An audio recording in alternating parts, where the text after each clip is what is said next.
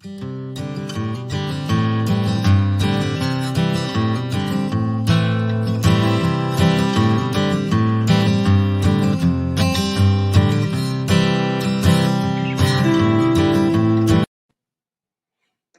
welcome back to our second episode of Wine Time. Wine Time is part of AARP Missouri's virtual series called The Good Life with AARP. I'm Amber. And I'm Dave, and we're here to help you learn more about drinking in your life. Drinking wine in your life, I guess I should probably say. That's right. Dave, you look ready for a party. Well, you know, I felt like the probably everyone's rosé parties got canceled this spring because of COVID. That's right. So we thought I'd give everybody a chance to wear pink, drink pink, and have enjoy some rosé and live the good life. Absolutely. Looking forward to it. So, hey, how were the tacos and Moscato last week? Oh, delicioso, mi amigo. Muy bien. Perfect. Good. So obviously we talked last week, but just as a reminder, throughout the Wine Time series, we're going to talk a little bit about the health benefits of wine and also the misconceptions that people have about these. Absolutely. And we want to just also put out the fact that neither one of us is a doctor. None of us work in the healthcare field. And so if you have specific questions about wine and your health and how it all fits together, you need to address those with your doctor or your medical professional. But there are a lot of things we'll talk about. We may talk about sulfites and how they affect some people differently than others. We may talk about wine being good for your heart or your blood pressure. And maybe wine is possibly an anti-inflammatory. We could get into all these type of things. And heaven forbid, we actually talk about clean wine and the marketing mess that's kind of come out about that in recent weeks. So, Dave, I don't think I've heard about that. What exactly is clean wine? Well, that's a good question. It's really not defined, but there was an actress that came out with a new line of wine. Cameron Diaz came out with a new line of wine, and one of her marketing things was that it's clean wine. She became appalled at all of the things that can be put into wine, and the implication is that all wine is dirty except her wine is clean. So there's a lot of controversy that came out of that. We may get into that later. There's entire podcasts and articles and blogs and everything written about it. We may not touch it any further than what we just talked about today, but understanding what goes into your wine is something certainly that everyone needs to have a better understanding of. But so anyway, yeah. So absolutely. That's really kind of interesting because I thought all wine was natural. So well, it is a natural product, and there are certain things that you can put in it and certain things you can't. So we'll talk about some of those as we go along. But for today, the health side of things that we'll talk about today is moderation. Absolutely. In all the studies and all the articles that are out there about wine having an effect on your health, if they have any positives to them, those positives come with moderation. And they're all very clear that there's a point of diminishing returns. Not the more you drink, the healthier you get. That's not how it works. Right. As much as many college students would like us to believe. So anyway, keep that in mind as we go forward. And again, if you have questions about wine and your health, don't listen to us. Nope. Talk to your doctor. That's right. But today we're going to talk about rosé. And Dave, how'd you decide to talk about that? What was your decision in deciding to bring that to topic? Yeah, well, kind of before we even get into that point, real quick, in the comments or in the chat below, put out there, let us know whether you are team rosé all day or team rosé no way. So, and if you're in that last group, we might be able to convince you by the time this episode is over. So anyway, let us know in the comments below what you think. We'll pop some of them up as they come up probably. So rosé is a very misunderstood style of wine. Back to my own journey through wine. Again, we talked last week, I started in a restaurant. We started drinking big Napa cabs. We started drinking, red wines that go with steak because it was a steakhouse. So we just kind of, and then as I expanded my wine knowledge, I worked my way back to lighter wines and into some white wines, and I'm pretty knowledgeable at those. And a couple of years ago, I kind of realized that we had nice rosé all day. Jose, exactly. All right, thank you. Thanks, Steve. So anyway, I realized that I had missed out on this whole segment of the wine business that I really didn't understand, because my perception was rosé sweet. We talked last week, white Zinfandel. Right. And so it is, What White Zinfandel is technically, yes, a rosé wine, but there's way more to rosé than just that sweet White Zinfandel that we associate with it. Not that there's anything wrong with White Zinfandel. Well, much wrong with White Zinfandel. So, anyway, So, what is exactly is rosé? Because we've talked about that red wine comes from red grapes, and white wines come from white grapes. I have never seen pink grapes. So, how do you make rosé? well, so let's back up a little bit from there, and we'll talk about understanding how something about grapes that most people don't really notice or pay attention to, and that is that if you squish a grape, the juice that comes out isn't the color of the grape. It's True. essentially clear. Wine gets its color, and even grape juice gets its color from contact with the skins of the grape. So that's where the color of a wine comes from. Typically, with a white wine, it gets removed from the skins early in the process of making the wine. A red wine will spend more time on the skins extracting that color and extracting those tannins, which we'll talk about more when we get to the red wine side of things a couple of episodes down the road. But that's where those types of things come from. What a lot of people don't realize is that rosé wines, those beautiful pink wines that we see, they come from red grapes. They're just exposed to the skins less. So you almost treat it more like a white wine making process by pulling the skins out much earlier. Maybe just basically you press and then you're pulling the juice off of the skins just like you would a white wine, as opposed to letting it sit maybe weeks, Okay. like some red wines might be, while fermentation goes through its process. So, but that's something a lot of red wine drinkers don't realize, is that the rosé wine is made from those red grapes that we love to drink with our steaks and everything else too. So essentially, then rosé could be a red wine drinker's summertime solution, right? It could be, although I drink rosé all year round. Yes, in weather as hot as it gets here in the Midwest, as hot and humid as it gets here in the Midwest. Yes, it's definitely more palatable than a big heavy Cabernet in the summertime. So, Dave, we've been doing a lot of talking, and I have some wine sitting in front of me. So, let's try one. Perfect. So our first stop of our rosé party is going to be in Spain. But before we get there, we have to remember the 6 S's. Do you remember what those were? I sure do. You want to say them together? Sure. You Okay. see it, See it, swirl it, sniff sniff it, it, sip sip it, it, swish swish it, it, and and savor it. savor it. That's the best part, I think, the savoring. Exactly. Especially if you consume it while you're doing it. So that's even better. So rosé is made all over the world, but this one is actually from, as I said, from Spain, the Rioja region of Spain, which is the north central area of it. So typically rosés from Spain are going to be made from Tempranillo, which is kind of the main grape that Spain produces wine from, or one of the main grapes, but it's probably their number one. And also Garnacha, or Grenache, as it's known in other parts of the world. So as a rosé, you'll see it actually in this one. It's almost a salmon color, It is. which is kind of pink, but it has an orangey tint to it. Mhm. That's pretty common of a Tempranillo-based wine. Maybe it's a little richer and more savory than some other rosés, not quite as much fruit prominence. And then a lot of typical flavors for a Tempranillo rosé, and that's not necessarily anything we're going to pick up in here, but what a lot of times you'll look for is strawberry, white pepper, clove, tomato, bay leaf, that type of thing. Oh my gosh. So we're going from strawberries to tomatoes. And while I know tomato is technically a fruit, we just definitely don't think about a tomato being part of a wine.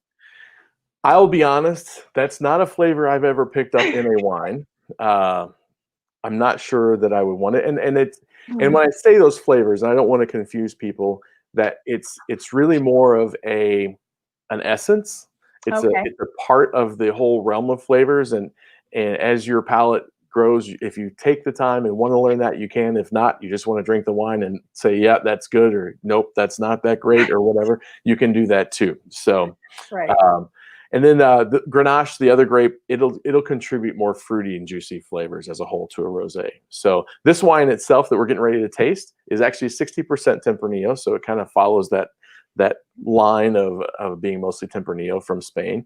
And then it's 10% Garnacha or Grenache, but the remaining 30%, this one's kind of unique, is actually a white grape called Viura. And that tends to lend itself for flavors of honeydew, lime zest, and lemon. So let's check this one out and see what we think. See if we pick any of those things up in Sounds this. good. And now you folks at home can uncomfortably watch us drink wine live.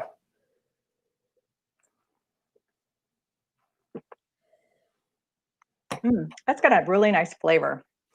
It does. That's really nice. I love Spain. I love wines from Spain.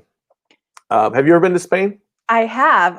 I've been to Madrid and Barcelona, but I've never been to the northern part where you said this particular wine would come from. So, but Right.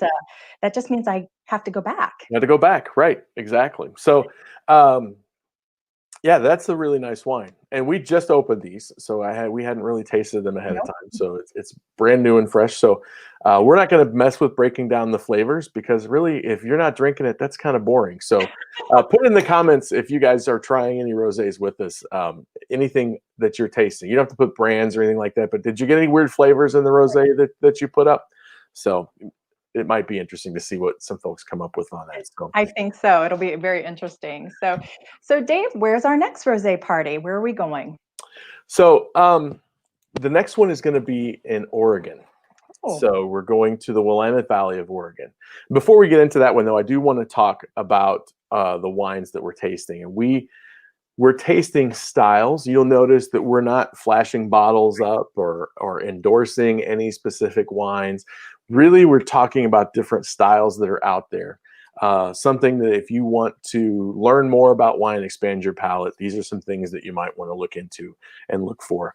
And I think Amber can attest after we get through these three wines, and I obviously will be able to too, but I'm already saying it, so I believe it. But the difference in flavors of rosés that we all think of as the same is pretty amazing. So we'll try this next one. This next one is, again, like I said, from Oregon. It's a Pinot Noir from the Willamette Valley. Oregon is kind of known for their Pinot Noirs. The Willamette Valley especially decided years ago that grape grows really well there and that's what they wanted to focus on. And so it's not exclusive, but pretty much exclusively a Pinot Noir region. And so, like I said, it grows well there. And we'll definitely get more involved in the description of Pinot Noir as a grape, probably, and the wine that it makes in the red wine section, because as I said, it's a red wine grape. But this one is 100% Pinot Noir. There's nothing blended with it. The cool thing about Pinot Noir, and whether it's their red wine or whether it's a rosé, is it is a grape that tends to really lend itself to a sense of place, to where it was grown, to the type of soils, to the climate that's there. And it'll even tell you really about the vintage. You know, what kind of weather was there that year? When did it rain or did it not rain? All those things play into what a grape makes as wine. And that really happens with Pinot Noir, is really pretty pronounced, pretty thin skinned. And so it allows a lot of those environmental factors to take effect with it. So great Pinot Noirs from all over the world. Willamette Valley is making some world-class ones. So this one's a little bit lighter, maybe, I think, than the Grenache that we just had. Just taking a look at it. So maybe a little bit more delicate than the Grenache that we tasted earlier. It was pretty bold wine. So let's see how it goes. Here we go.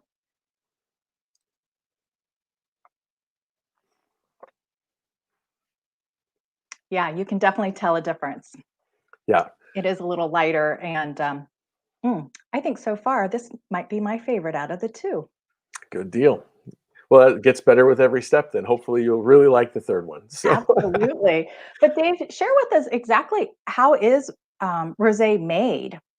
Well, like we said, there is it okay to put ice in a wine glass? If it makes you happy, absolutely. That's what we're here for. That's the good life. It will dilute the wine a bit, but if that's okay with you, it's okay with me. So, but your waiter may make fun of you for it, just so you know. So, anyway, the rosé is made. How is rosé made? There's a couple of different ways to make rosé. Actually, there's probably several, but the two primary ones. The first one is to just grow grapes, harvest them to be rosé.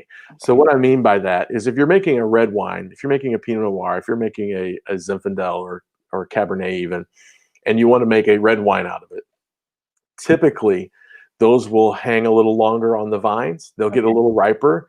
As they get riper, the sugar levels elevate. So They will be a little less acidic. A lot of times as the sugar goes up, the acidity will drop a little bit, not a huge amount, but you will certainly, if you're making a red wine, you'll want them to be good and ripe for the most part. There's a Okay. perfection of ripeness. If you're wanting to make a rosé, you'll probably pick those grapes a little bit earlier, and you'll probably want to get them with a little less residual, a little less sugar in Okay. them when you pick them, and then a little higher acidity. And that's going to allow those white wine-ish flavors to come through. That freshness, that crispness, that minerality that a lot of times gets covered up by the things that make red wine fantastic, and the tannins and the body that will match up to a big thick steak or something like that. So Mm. you'll pick those earlier to make a rosé, and then you'll just pull, you'll press the grapes, you'll pull the skins when it gets to be the concentration that you want, and go ahead and make your rosé wine from there. The second way is a method called saignée, and that is a French word. I think it's for bleeding, basically. And Okay. what you're doing is you're going to start like you're making red wine, because you're going to complete that red wine making process.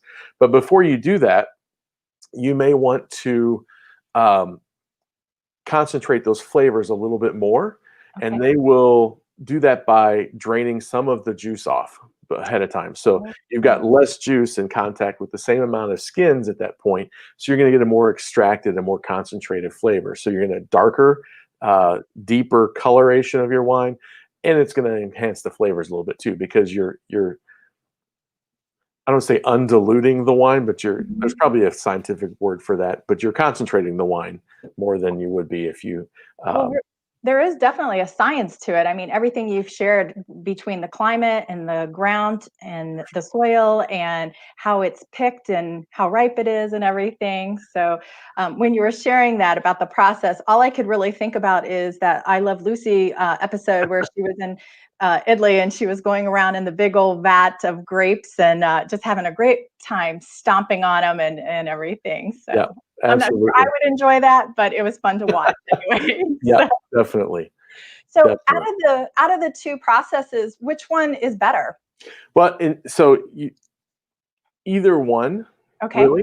Um, a lot of people argue, yes, the one that is purpose driven to make a rosé, that one you should be able to make a more perfect wine by doing that. It's probably less economical because rosés sell less for less money than Okay. regular, like typically like a Cabernet or a Pinot Noir red wine Sure. would. So, but yeah, so the other side of it is you now have two revenue sources, because you go ahead and you'll finish making that red wine, and then you'll take that juice that you bled off of the red wine to concentrate it and ferment that, and that'll be your rosé. So, Wow. yeah, so it's actually, you could probably argue that the traditional way of picking it to be a rosé is probably better, but it really doesn't make that much of a difference. So Okay. But would I know the difference if I just picked up a bottle, or would I know which way it was made? unless you have a supremely refined palate, Which I don't. probably I don't have that refined of a palate either. Probably not, unless the winemaker said we made this using the Saignée method, or we picked this just to make rosé. So yeah, either one. Okay. Well, very interesting, actually, very interesting processes. And like you said, the dual revenue stream, I think that's really interesting and Yep. smart for Yeah. sure. So Oh, no definitely. waste. So Dave, we've been to España, we've been to Oregon. Where are we off to next? Well, our next stop, of course, is France. So Of the course. Provence region of France. So I think you have been to Provence, if I I remember correctly. have actually. I have. As I was sharing, I said I was so focused on the lavender fields that I was not thinking about wine. But mind you, that was a few years ago. So I would probably reevaluate my options. Lavender fields wine. I think the wine would definitely win out now. So, well, that's a travel tip then going forward, from that someone else can help live their good life wherever you are. That's Find right. out if they make wine and try it. You might be stumble across some of the greatest wine in the world. So anyway, yes. So this is Provence, from Provence in France, the gold standard of rosé. So they use a lot of different grapes to make wine there. They use Grenache, like we talked about in the Spanish wine we tasted earlier. Cinsault, Syrah, Mourvedre, Carignan, and a lot of others go into different wines. So they are typically a little bit lighter in color, and you can definitely see If you guys can check that one out, that it's certainly much lighter than the two that we've already had. So fantastic. So the other cool thing, I guess, is if you have a rosé from France, there are some very famous people that celebrities that have a winery in that region. Brad Pitt and Angelina Jolie own a winery there. So if you get a wine from Provence, your grapes will have good neighbors.